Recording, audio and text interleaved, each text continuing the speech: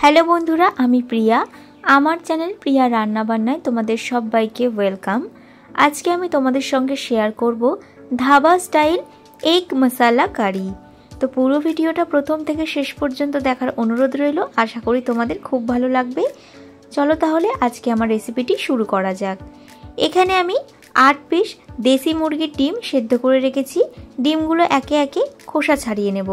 আমি এখানে দেশি মুরগির ডিম ব্যবহার করছি। তোমরা চাইলে নর্মাল যে পোলট্রির মুরগির ডিম আছে সেই মুরগির ডিম কিন্তু ব্যবহার করতে পারো। দেশি মুরগির ডিম দিয়ে করলে স্বাদটা বেশি ভালো হয়। তো ডিমগুলোর খোসা ছাড়িয়ে আমি গ্যাসে কড়াই বসিয়ে কড়াইতে দিয়ে দিচ্ছি বেশ কিছুটা পরিমাণে সর্ষের তেল।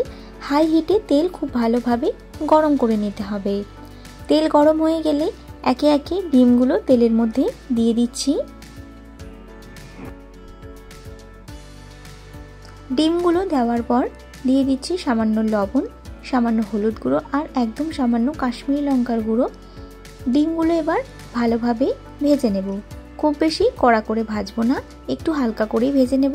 তোমরা চাইলে ডিমগুলো বেশ কড়া করেও কিন্তু ভেজে নিতে পারো। ডিমগুলো ভাজা হয়ে গেছে, একে একে তুলে নিচ্ছি। দেখো আমি ডিমগুলো কিন্তু হালকা করে ভেজে নিয়েছি। কড়াইতে ওই তেলের মধ্যেই ফোড়নে দিয়ে দেব গোটা গরম মশলা আর দেব হাফ চা চামচ পরিমাণে গোটা জিরে।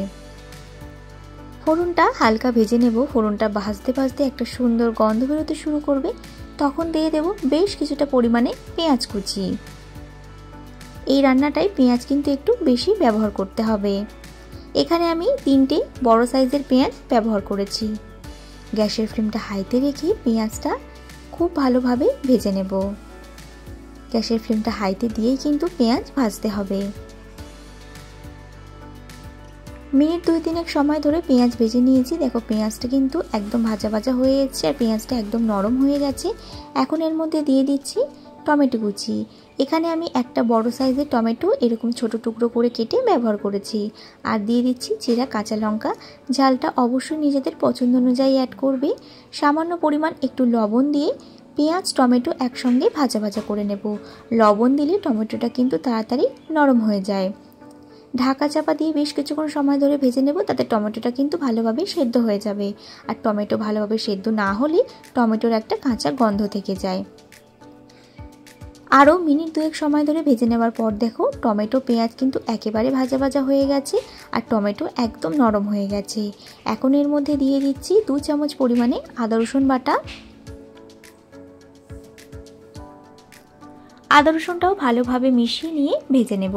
আদা রসুনের যে একটা কাঁচা গন্ধ আছে সেই গন্ধটা যাওয়া অবধি কিন্তু ভেজে নিতে হবে। আদা রসুন ভাজতে ভাজতে ততক্ষণে আমি একটা মশলা বানিয়ে নেব। একটা বাটির মধ্যে 4 চামচ পরিমাণে টক দই আমি আগে থেকে ফেটিয়ে রেখেছি। এবার টক দইয়ের মধ্যে দিয়ে দিচ্ছি হাফ চা চামচ পরিমাণে হলুদ গুঁড়ো, 1 চা চামচ পরিমাণে কাশ্মীরি লঙ্কার গুঁড়ো, হাফ চা চামচ ধনে গুঁড়ো, আর দিচ্ছি সামান্য পরিমাণ একটু জিরে গুঁড়ো, আর দেব একদম সামান্য গোলমরিচ গুঁড়ো। এবার মশলাটা খুব ভালোভাবে মিশিয়ে নেব। খুব ভালোভাবে কিন্তু ফেটিয়ে নিতে হবে যেন কোনো দলা ভাব না থাকে। এখানে আমি লবণটা ব্যবহার করিনি, লবণটা আমি রান্নার সময় ব্যবহার করব।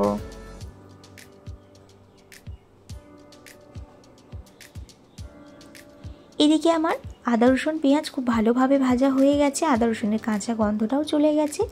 এখন এর মধ্যে দইয়ের যে মিশ্রণটা তৈরি করে রেখেছি সেই মিশ্রণটা দিয়ে দিচ্ছি।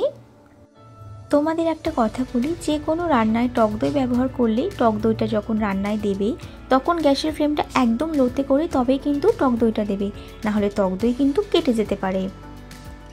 খুব ভালোভাবে একবার মিশিয়ে নেব। এই সময় আমি গ্যাসের ফ্লেমটা লো টু মিডিয়ামে রেখেছি।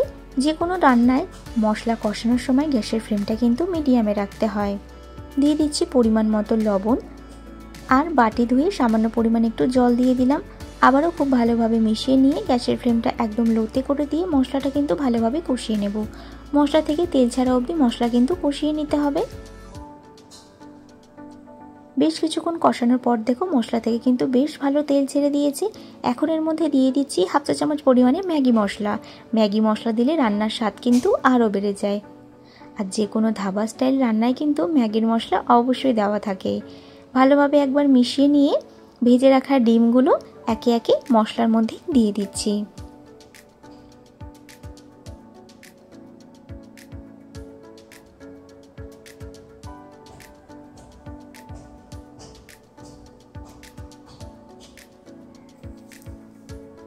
ডিম দেওয়ার পর মশলার সঙ্গে ডিম ভালোভাবে মিশিয়ে নেব। সামান্য পরিমাণে কাজটা করতে হবে, ডিম যেন কোনোভাবে ভেঙে না যায়, ব্যালেন্স থাকে।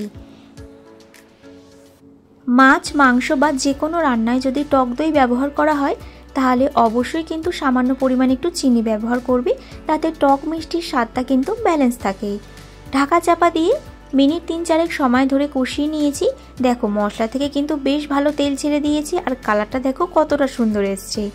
এখন হালকা হাতে একটু নাড়াচাড়া করে নিচ্ছি, তারপর পরিমাণ মতো জল দিয়ে দেব। যে যেমন গ্রেভি খেতে পছন্দ করবে সেই পরিমাণ জল এখানে অ্যাড করবে।